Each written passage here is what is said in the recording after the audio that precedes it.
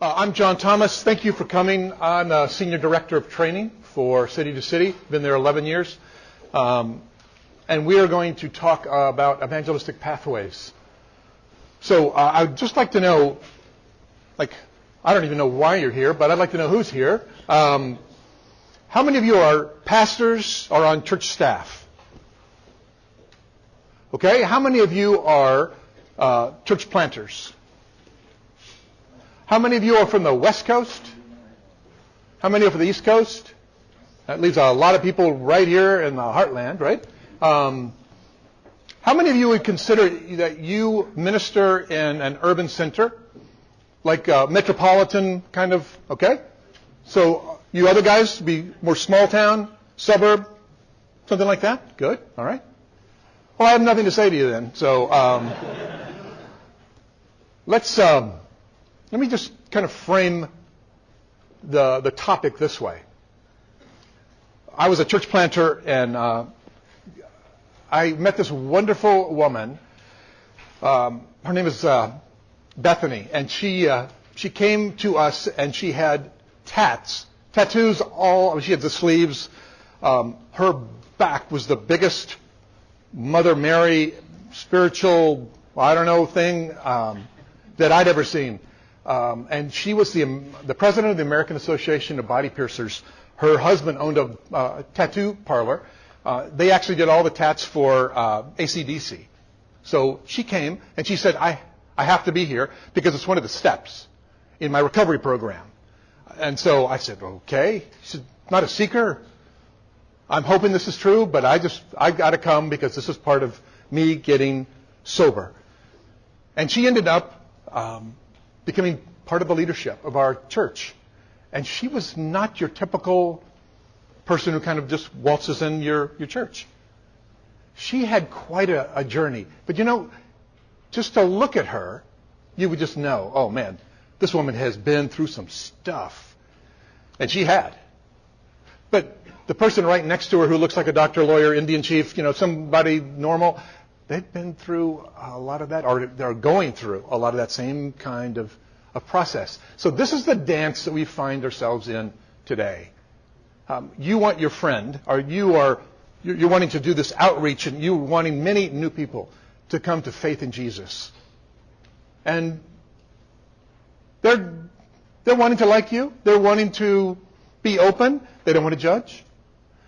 And you know what the consensus is, right? You can believe, that's okay. You just can't believe that you got the truth. And if it helps you, you believe, and it helps you somehow, it helps you get to sleep, great. Just don't say you've got the truth, because that means other people are wrong and you're right, and that's where wars come from, and racism, and all sorts of kind of stuff. And so this is this dance, because you want to love and serve your friend, or these people in your neighborhood that you're trying to engage with Jesus. At the same time, you happen to believe in the God-man, Jesus, who alone reconciles us to the Father.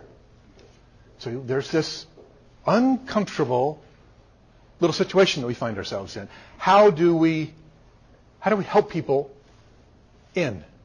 When I became a Christian, I came from a drug culture. So drugs and rock and roll and all the stuff that goes with that was kind of my world. There was a bit of a process. It felt like two conversions, right? Convert to Jesus and then convert to the church. And back then, this was like in 1880 or something like that, it was very common for people to share their faith. And you had little tracts and information, and even if you just had a Bible, you just walk up to people and talk to them, that was a common thing. I'm a Christian. Let's talk. And in that first summer that I became a Christian, more than 60 people prayed to receive Christ with me in like 2 months.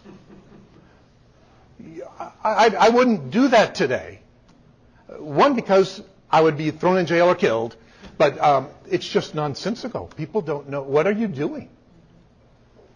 So how do you think through this? How do you invite people into some kind of a process where they begin taking a half step? Because what we usually do is, as we're wanting to talk to our friend about Christ, we don't ask for one step or a half step. We ask for 12. right? We ask for a big step. I think I like you. I think we're friends. I think I can trust you. I'm ready to get baptized, and then I'll lead a small group next week. That's just not where folks are at. There are plausibility structures. There are defeater beliefs. There's a whole culture just armed against us. So to come to your friend and say, I want you to take Jesus Christ very seriously. I would like to walk with you and talk with you about your faith or lack thereof, and Jesus, let's have that conversation. You might as well say, there's this thing called alchemy, and it's awesome. And you can have free gold. It's just we all put those ideas in the same box. So what does this process look like? How do you invite somebody into one step and not 12? Maybe it would be helpful to first, I don't know if you've heard of James Ingle, it's 1975, a sociologist, was trying to help missionaries think through a similar kind of process. Because when they would go to, especially an animist culture or a non-Christian culture that was maybe less developed, what they were used to was, you're a Christian, you're not a Christian. It's kind of binary. But as they would go over to whatever field they were serving in, they started finding out that it's not just that they're not Christians, they're not theists, or they're not even that. There's just kind of grades. There are levels of their unbelief. And he was trying to help them figure it out. Now, his scale, the Ingle scale, it's called, is pretty dated. So I updated that. That's in your handout there. This seems to ring true, at least in New York. But now as you're talking with a friend, it's just not enough for that person to want to explore the claims of Christ. Well, there's the whole idea of, is Scripture an idea that we can accept? God, then theism, then Christianity. I mean, there are just all sorts of levels here. So perhaps this is helpful, but let me go into the pathway, which kind of makes more practical and a whole lot easier to explain how a person might kind of step in to faith. So if you look at your church, think of your church as an organization, a social organism with levels of relationship. And when your friend comes with you to church or to a Bible study or even into some kind of Christian activity that you might have invited them to, first, all of their interest, their questions, the level that they're operating on is pretty superficial, right? So they're thinking, I didn't know Christians read books. These people look kind of intelligent. They're trying to see, do these people look like me? Do I look like them? Do I fit here? Are these people, are they haters? What kind of people are they? Can I see myself here? It's pretty superficial. What do you do for a living? What are your hobbies and interests? And that's kind of where they are. Let's say, though, that they start hearing some things that resonate, but more importantly, they meet some people who are kind, and they actually want to talk to me, and they have an interest in me. These people are different, and that by itself might kind of be that stickiness that we're all praying for with the guys who come to visit. Do they come back? Does somebody connect with them and follow up, and then they come back and they're on their path then? So let's call that maybe an acquaintance level. And then to a friendship level, when they start seeing, no, these people, I've met some of them. I've been to one of their homes. I kind of like these guys. And what they say is quite fascinating. Maybe they start seeing, I actually agree with the stuff. They're talking about justice. They're talking about mercy. They're talking about the needs of the city. And they keep talking about Jesus. So there's this other dimension to what they're talking about, but there's some things that I can get behind. They see themselves with that. They start to adopt some language. They start to say, oh, you're doing a kids club. You're doing an after-school thing. You're doing some Christmas store to help lower income people buy very cheap some gifts for you have this thing going on. I like that. I'd like to I'd like to join. I'd like to help. Can I come on Saturday and do that with you? And they begin to have some participation. You don't know if they're Christians yet. They don't know if they're Christians yet. And frankly, that's not the big deal. The big deal is that they're on the process. They're in that way. They're walking forward. There are a lot of people who come every single Sunday, and they're not faced toward Jesus. They're kind of faced away. But they're there, right? So these are people who are starting to face toward Jesus. They're starting to walk in. And you're trying to invite them into one more step. And eventually they find themselves in communion, in that inner circle, where they say, I own it. It's not just interesting or meaningful or I have a need for this. No, this is me now. So, what does that look like on a practical level? Let's say your church has a ministry design that focuses, at least focuses on the arts. We want to incarnate Christ in the world of the arts, and we want to care for artists.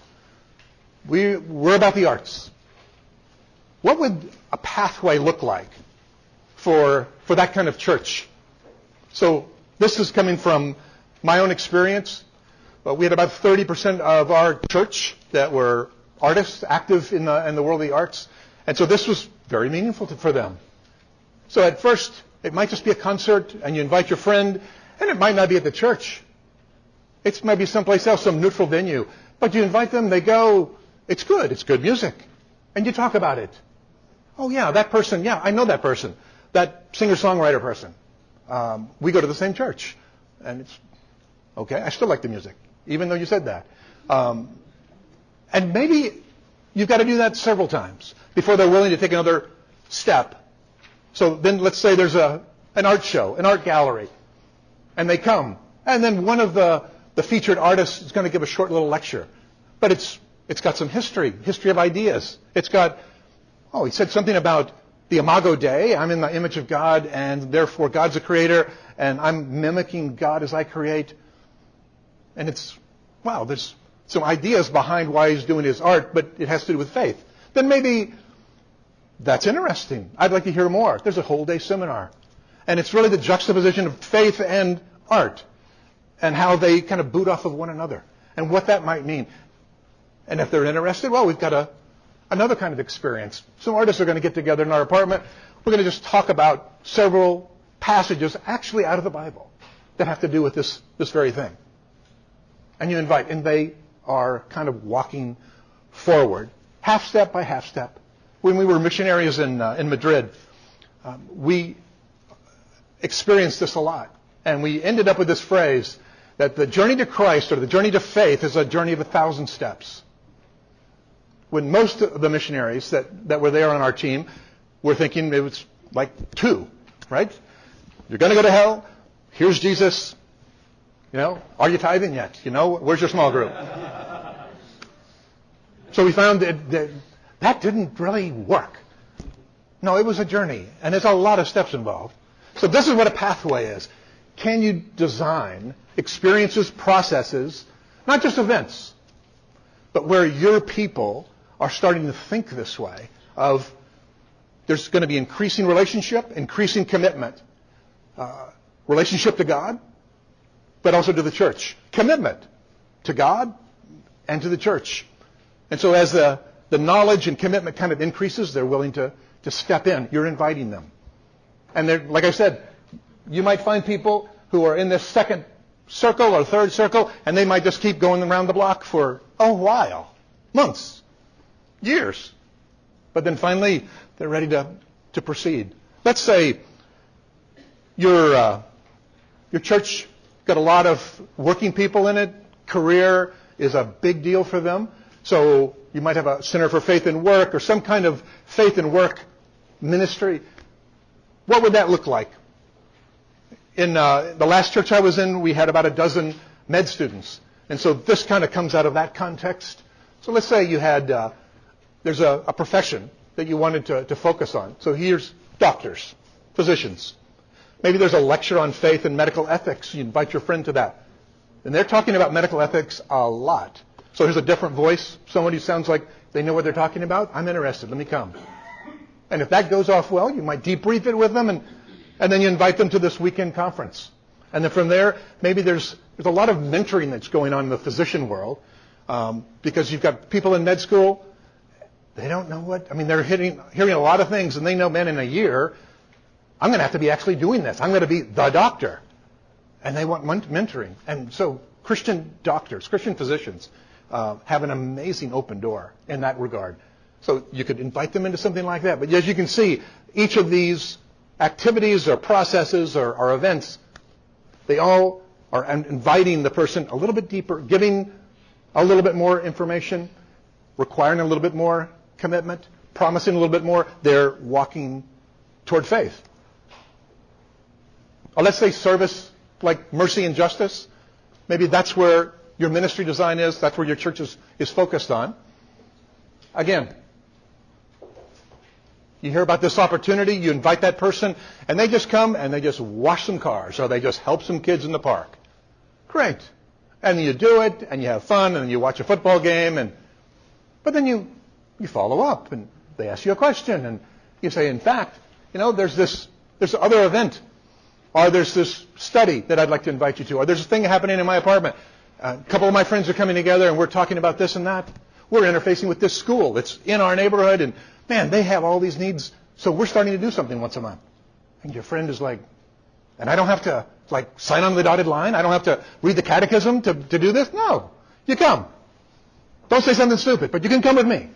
And little by little, they find themselves kind of brought in to not just the lifestyle of a Christian, but they're starting to see that being a Christian is more than just agreeing with a theology book. It is a lifestyle, but it's centered around this person of Christ. But the J word, I've got a lot of Jewish friends, and they won't say Jesus, but they'll say the J word, The guy, with the J, yeah. That's that guy, that's the guy I don't want to talk about. But they're willing to take a step. Not 12, but at least one. The point is this. You might already have an evangelistic pathway. You might have several. Depends on the size of your church and how you want to organize this thing. But if your church finds that family ministry or issues in ideas in culture or reaching youth, maybe that's the thing that your church is kind of revolving around, that is a perfect avenue for developing a pathway. It just depends on where you are and what you sense the call of God is for your church. And like I said, if you've got enough leadership, if you're able to train people who they don't have to be on staff to do these kinds of things, you can have several of these going at one time. But the point is, it engages people kind of out on the fringe and walks with them as they proceed toward Christ. Now, here's what I'd like for you to do. If you have a worksheet, you've got it right there. If you don't have a worksheet, you got a piece of paper or a device, an iPad or something.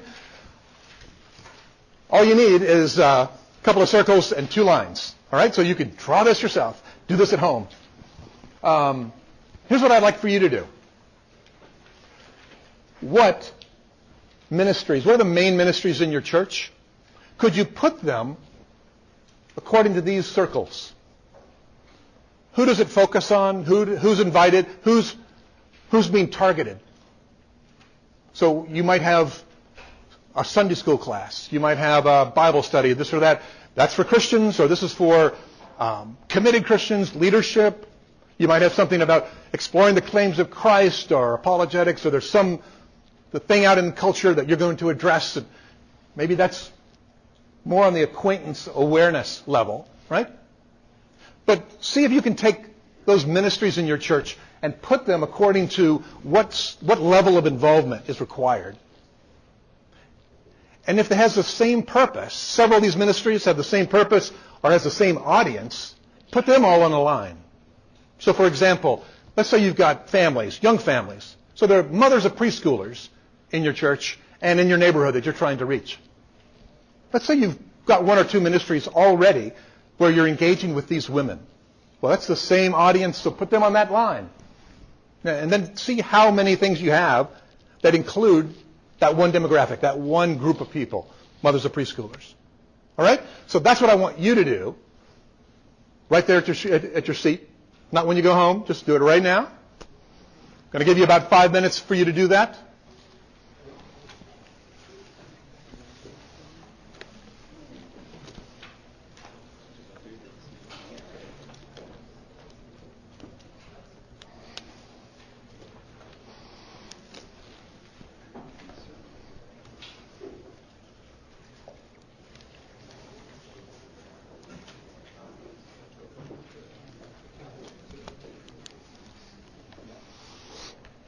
And if you want to work together, if you come with some other people and you want to work together, that's great. Talking is good. Okay, I'll give you about 5 minutes.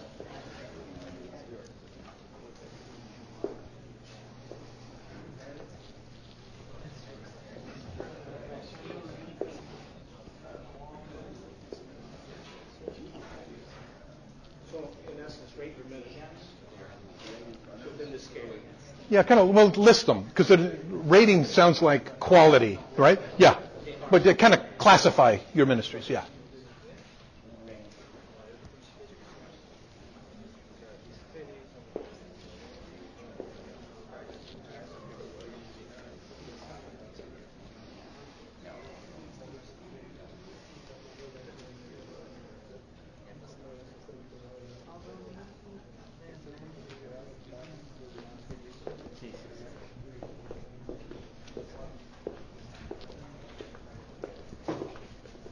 Hello, Pastor. How you doing? I'm well. You didn't happen to bring my daughter, did you? I didn't. She was there 2 weeks ago. Oh, yeah? Yeah. Awesome. How you doing? I'm doing good. Good. Yeah, nothing Great, at all. great to see you. Good to see you too. You going to be here for the whole thing? I'm here for the entire thing. I'd love to get together. Yeah? I talked to Mark Reynolds just a little bit. Oh, cool. I'm now directing the Aspen Church Planning Network, the EPC. Great. I'm still pastoring, but I'm trying to do a dual role. Wow. I'd love to talk Oh, about yeah. just how I could benefit from you guys. Yeah. We would love to hook up with that. Yeah. That'd be good. So like tomorrow for me is pretty free, pretty open. I'm pretty free too. Well, maybe we could do like a, I don't know, coffee break, or I've got lunch already, and I've got a morning meeting, but maybe Coffee break? like after the first session after lunch or something like that. I don't know. Yeah, that sounds good. You want to meet up just out in front of the coffee pots after lunch? Yeah. You have a lunch, whatever the session is after that, that'd be great. Okay. Good. Thanks.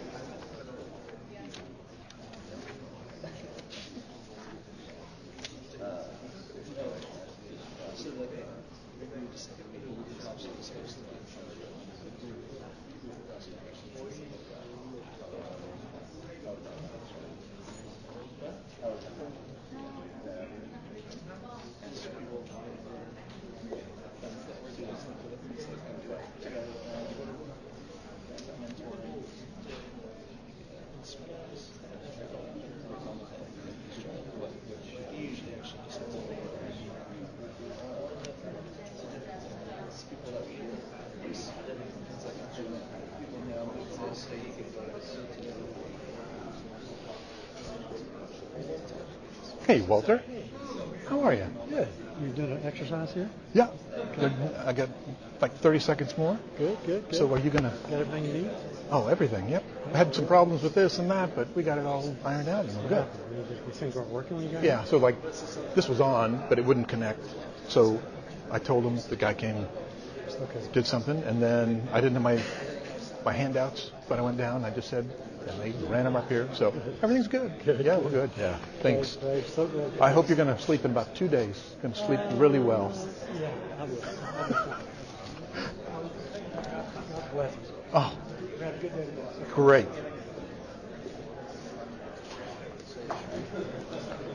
Okay. Let me bring you back.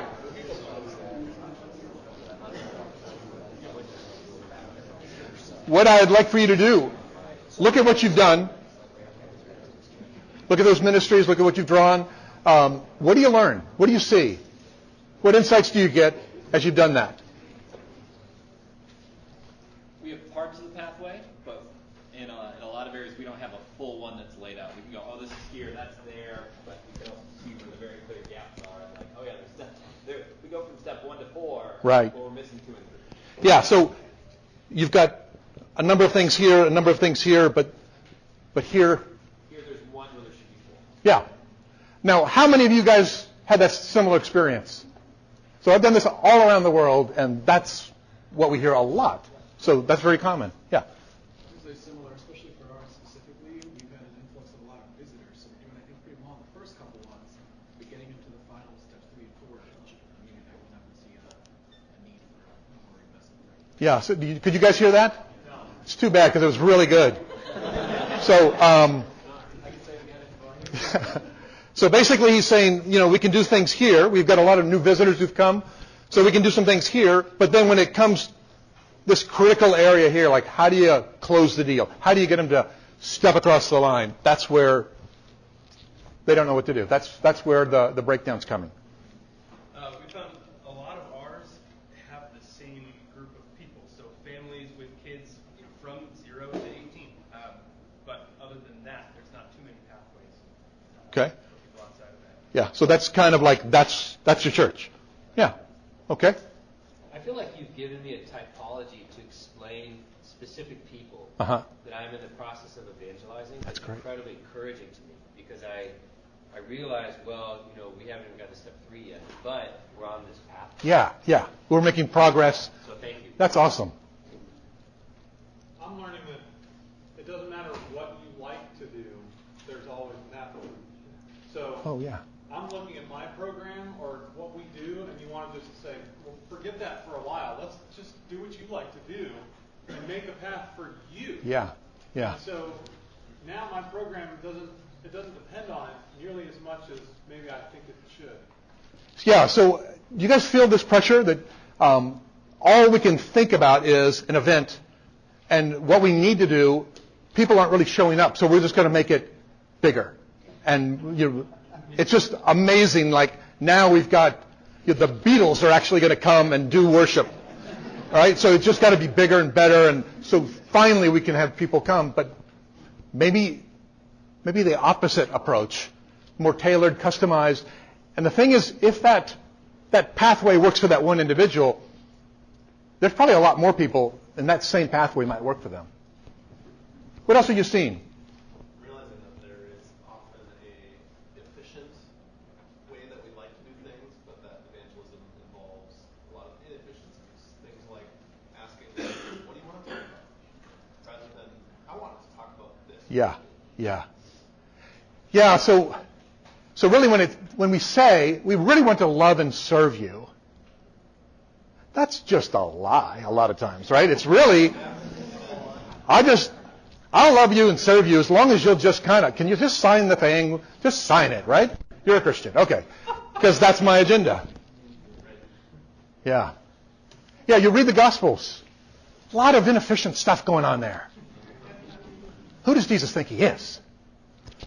Oh, he's the Son of God. Okay, maybe we can learn something from him. Yeah.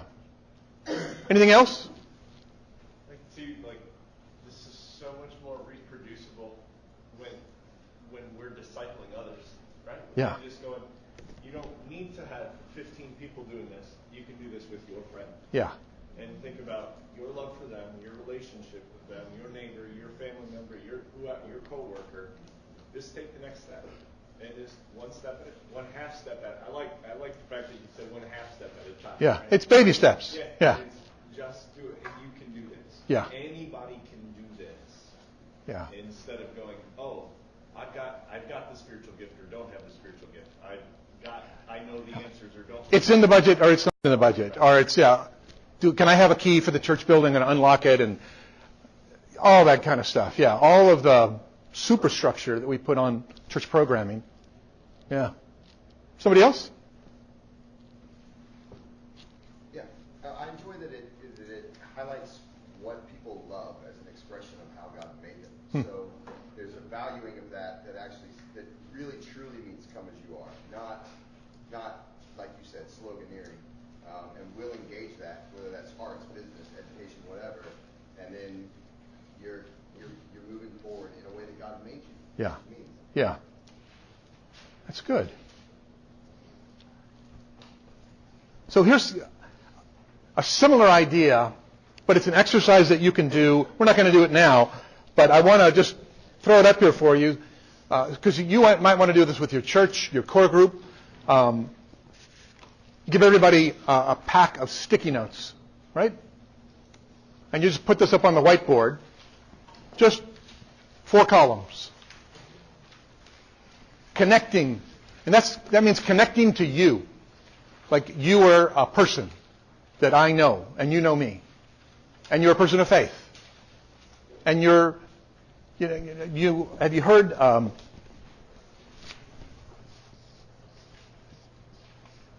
the PQT? Have you heard of this before? A book called Cooperation and Change by Goodenough, as an anthropologist. It says anytime you come into a culture as a change agent, or for you, come into a social organism like the church, and you're a change agent, you always, always, always have to ask the prior question of trust. So you have apologetics. You've worked on your preaching. You tell the best stories. You look really awesome with those True Religion jeans and, whatever you got. But we tend to forget they just don't trust you. And what are you going to do about that? Right? That takes a lot of non-religious, non-Christian looking stuff to get over the trust barrier. So that's what connecting is. Exposure is, here's faith. And here's me. How can I show my friend that Jesus is not just true, but he's beautiful? Because the soul has to be captured by a concept of the true and the beautiful, right? And that's Jesus. But you begin to expose. They're not very far along the path. They're just starting. But there's actual talk about faith in Jesus. Learning of Christ, that's going to be, they're farther along. They might be converted, they might not be converted. But as you know, the people who are right here, maybe they've crossed the line, maybe they're just crossing the line into faith. These are the people who are your evangelists. Yeah, I told you that story first 2 months after I became a Christian. All these people I'm talking to, a lot of people are responding to Jesus. The last 2 months of my life, that was a couple of years ago. I'm a more mature Christian now. Guess what? Last 2 months, I haven't seen 60 people pray to receive Christ. These people who are right here, man, those guys, they've got all sorts of non-Christian, seeking, skeptical friends. And they've got a story. And then unshepherded sheep. I learned this from RUF, Reformed University Ministries. Unshepherded sheep, the phenomena in big cities, global cities, with all of the moving around now that we have, which is such a mobile society. In New York alone, I bet you there's more Christians not going to church than there are Christians going to a church. Now, just let that blow your mind a little bit. Right? So, this is how many Christians are in New York. We counted them. We did research. But there's a ton of people who just don't go. Why? Well, they moved here and the job was so much, and then they met a friend, and then they started doing this, and man, Sunday I'm just so wiped out. I'm just staying in my apartment, and they're not in there. These guys, boy, there's a lot of work that can be done right here. So what you do with your little stack of sticky notes, you give them out to your group, and you say, write every person that you've got a relationship with. Every person you know. You might just say hi to them when you buy your cup of coffee. But they know you, you know them, kind of, Write everyone's name down, and then take those stickies and put them according to where they are on this grid here.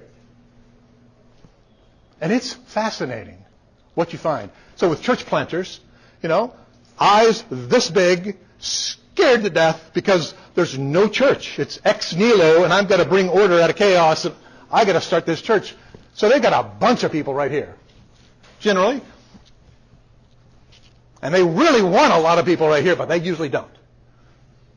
Now, if you're in an existing church, I wonder where you would be. Maybe you've got a number of people here. Maybe they're spread across. I don't know. But I think that would be a very fascinating conversation to have with the people in your church. And you put those things up there, and then you don't have to say anything. You let them talk. Because it's pretty obvious, because there are 40 stickies on one column and maybe 2 or 3 on the other. You let them talk. Now, what do you think about that?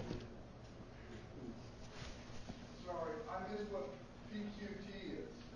Let me start the whole thing over. PQT is the prior question of trust. Trust. Yeah. Any other? Yeah. The exposure part, can you elaborate that one more time? Yeah, that's just basically saying, like an evangelistic Bible study, or a talk on art and faith, or something like that. They're starting to get a little bit of content. Yeah.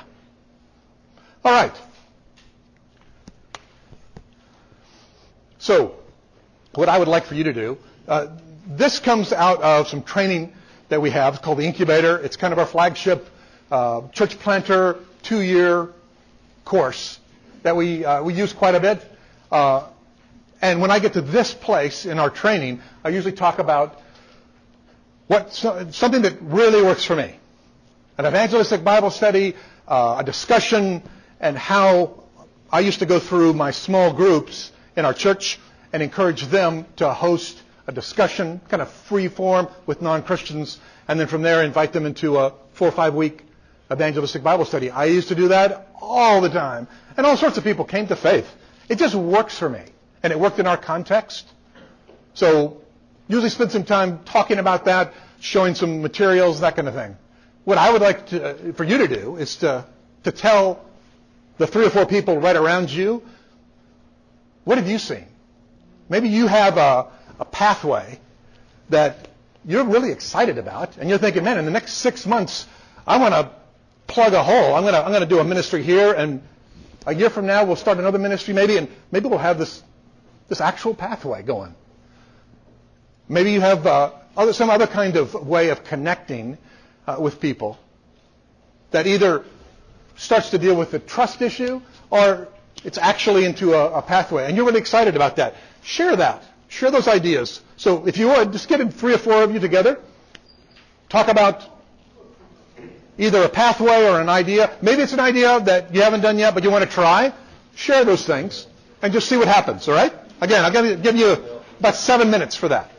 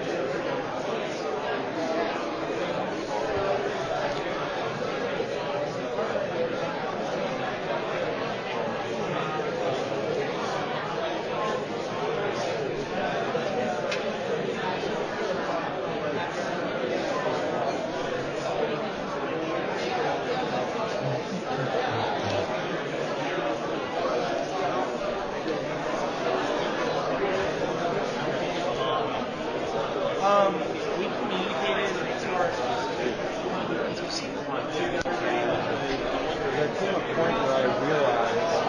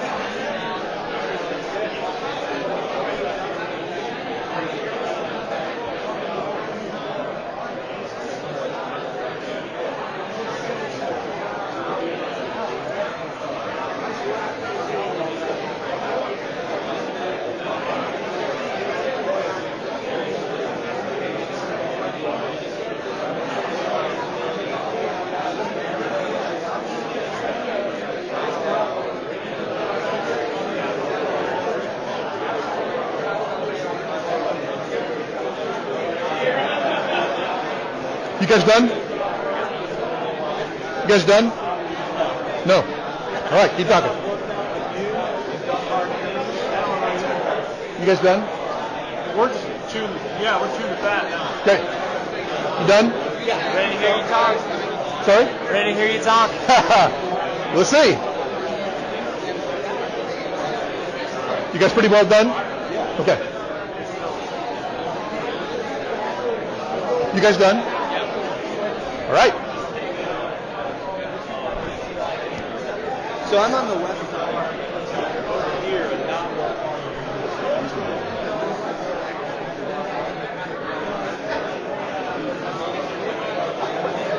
Okay. Let me have your attention.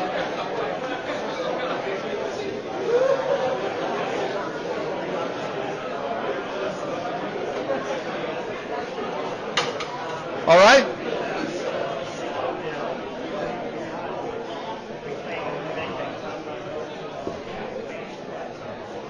All right.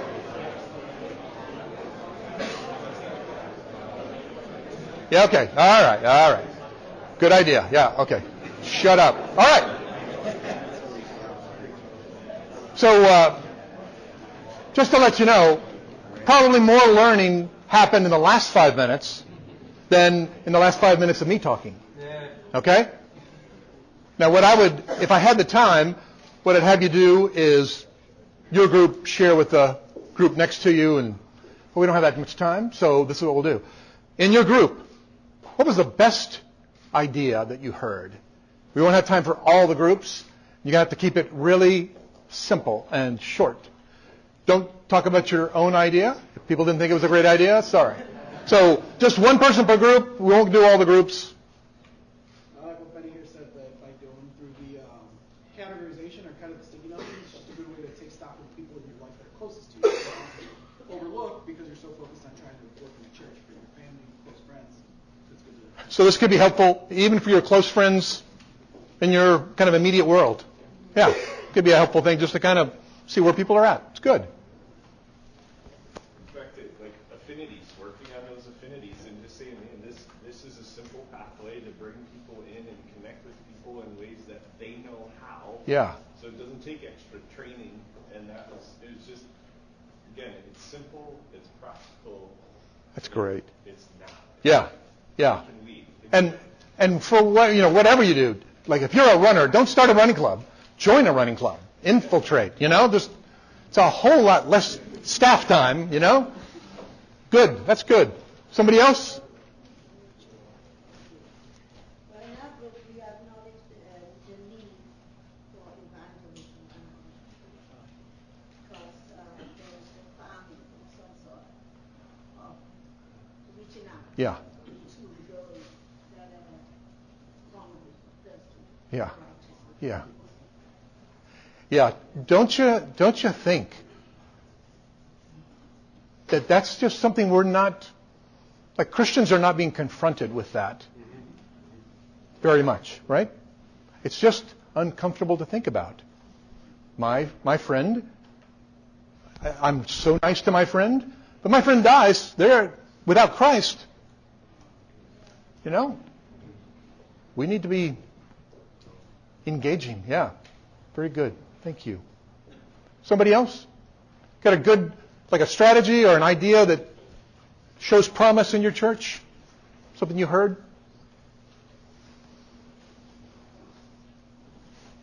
I like Michael's idea. You just, knock on his neighbor's doors, invite him over for dinner. We're doing the neighborhood, and there was 2 neighbors that had lived there prior to him that, lived there for 12 years and lived for 10 years, but they didn't know each other. So just like that. That's awesome. Getting to know your neighbors. Yeah. So as new missionaries, we were told, use your foreigner status to your advantage.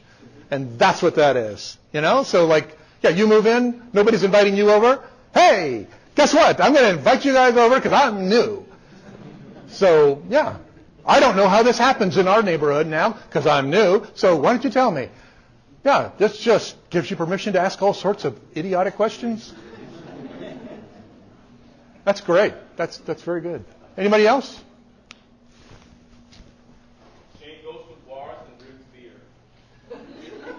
Yeah. So Hangs out with people and prays for them right in the pub. that's great. And I actually wear I wear a clergy collar. Oh, yeah. It's not a bait and switch thing. It works in Denver, and because I go to I think the thing is important is being intentional. Go to the same bar, same coffee shop. Yes. And over time, just be normal. It's In Denver, it creates a curiosity. So I have people actually approach me and ask for prayer or questions, or they say, "This is why I struggle." But they trust you. It's the trust factor. sure. But you're a regular. That's right. So Shane, does it work if you drink bad beer? I don't know. I would say that trust factor. Ooh, that's going to be tough. Yeah. That's good. Go Denver. A thought that just came to my mind is, for me personally, it's really easy to stay in the connecting in that outer circle and never intentionally walk in. Yeah. So go drink, a beer Yeah. at the bar and stay, but never. It's so easy not to make the step inward. Yeah. I just kind of realized that in this conversation. Yeah. So I'll tell you just a quick anecdote. We were getting our apartment in New York, and that's really, really hard. It's like there's the burning bush, Moses. There's me getting an apartment. That's kind of like on the same plane there. So you get an apartment through a broker, and the broker, so that's the man, right? So we heard about this apartment before it had actually gone on the market, called the broker. He wanted to know, how did we know this thing? And so he met us there, and it was just about like this time a day, and the lights weren't on, and it was starting to get dark, and we were just talking. And we liked the apartment, and we just asked him a question. And he shared something. So he's very successful, gay man who just usually does brownstones, but sometimes he does these apartments. And so we shared something about our lives, my wife and I. But it was something a little more intimate. It was a little more, and asked him, and he, after a while, stopped himself and said, "I'm weeping and telling you all of these things. Who are you people?" And that's all that is just getting comfortable talking about your own heart. Because when you know your heart, you know you're not some cream puff, white, righteous, whatever you want. You're broken and you struggle and you've got a hope. And it's not in you getting better so much as this person. And when you could talk about your own brokenness with vulnerability and then ask someone else about theirs, you've already shared your stuff. People love to walk in that space. They're talking about themselves, but they're talking about something that they've not been able to talk to anybody else about. Now, that's a way to start going into some of those deeper circles. Okay. Thank you so much for being here. It's been great.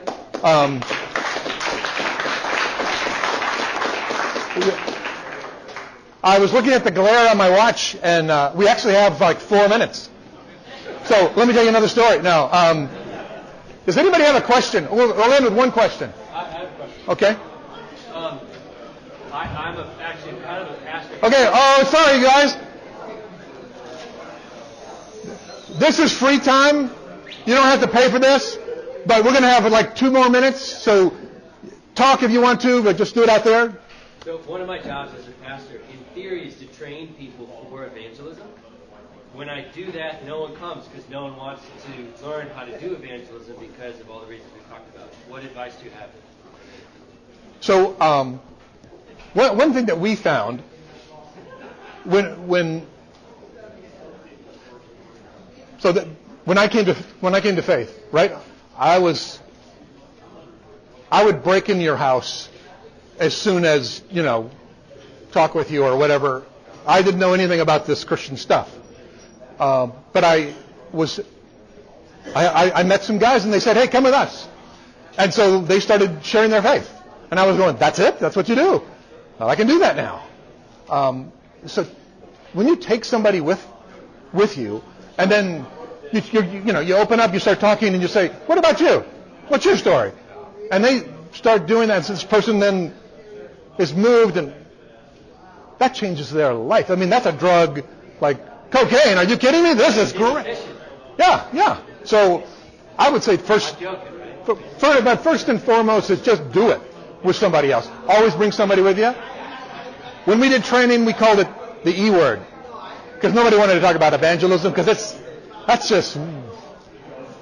But we started with, do you know your own story? That was the first session.